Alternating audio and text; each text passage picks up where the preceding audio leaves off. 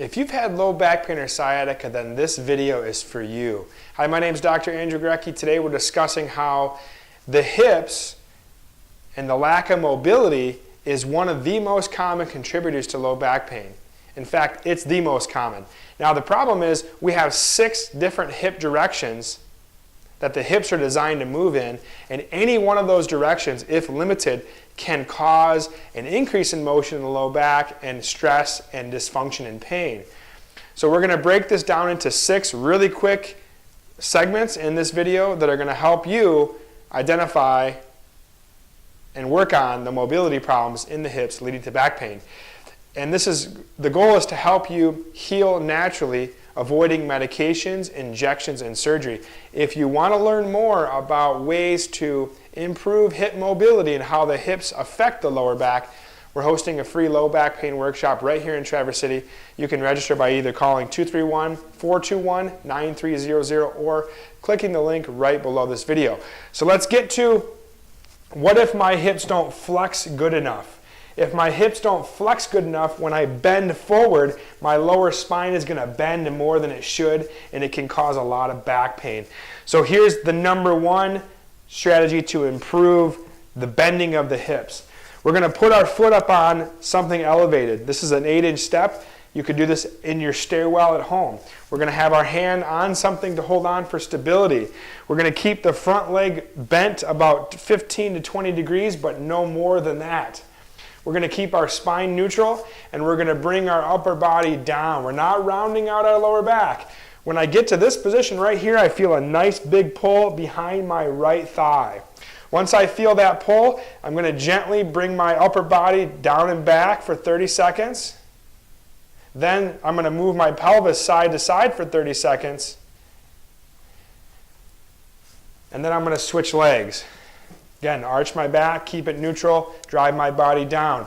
That's how to address hip flexion mobility problems. Now, I also can have hip extension problems. I'm going to use my same surface. I'm going to put one foot on the surface here, but now I'm focused on this back leg.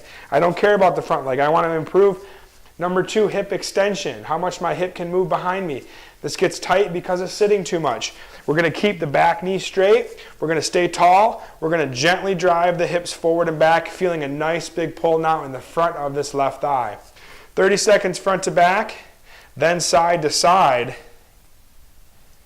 then around in circles. Each one is 30 seconds. Of course, we'll do this on both sides, getting the hip's ability to extend. This is really common. If it's limited, it's very common to have pain with walking and standing. Now, number 3, we're getting into the hip's ability to move side to side.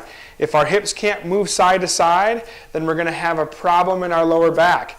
So we're using the same step. I'm going to face the wall. I've got my right foot facing the wall. My left foot's facing this wall. So my feet are at a 90-degree angle. This is going to give me tension in my right inner thigh. I'm going to hold on to the wall. I'm going to gently start to oscillate my hips side to side for 30 seconds. Then forward and back for 30 seconds, and then around in circles. Inner thigh or groin stretching. Okay, that's number 3. Number 4 is going to be now the hip's ability to move side to side, but because of tightness on the outside of the hips. Could be the IT band or any structures on the outside. We're going to simply use the wall here. My right foot goes forward, my left foot goes back. I'm 12 to 18 inches from the wall. I'm going to gently move my hips towards the wall. I don't want them to touch the wall, but I want to be able to drive them to the wall, just like this. We're going to do this for 60 seconds. I feel a nice stretch on the outside of my right hip. Then, of course, we're going to do the same thing on this side, left foot in front, drive my hips over towards the wall to the left. Okay, now we've got 2 more motions in the hips that can go wrong. Rotation outward and rotation inward. Rotation outward, we're going to take the body here, and I'm going to work on my right hip. I want you to rotate the left hip to the left, okay? So I've taken my left foot, I've rotated to the left, I'm keeping my right foot pointed at the camera, and then I'm going to simply let my hips go around in circles. Again, I should feel this in the inner thigh.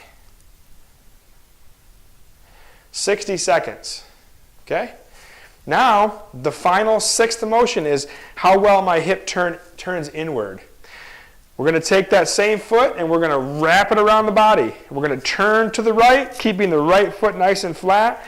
We're going to feel this tighten up the right hip, and then we're just going to simply take our pelvis and continue to rotate to the right for 60 seconds. All 6 of those motions can go wrong and can contribute to back pain. Again, if you're wanting to learn more about ways to naturally heal and actually get to the root of the problem, which is not your lower back. Your lower back is only the symptom. The problem is either below or above. Click the link to register for our workshop.